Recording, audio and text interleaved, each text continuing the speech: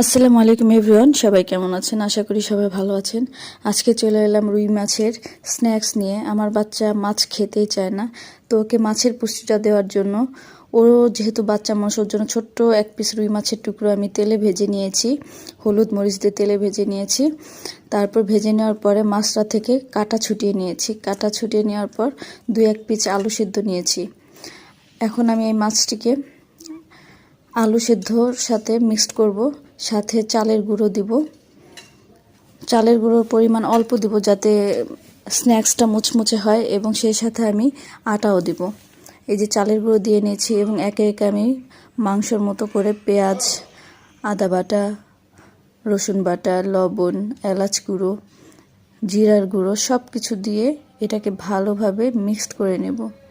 ভালোভাবে হাত দিয়ে এটাকে মিক্সড করে নেব। তারপরে আমি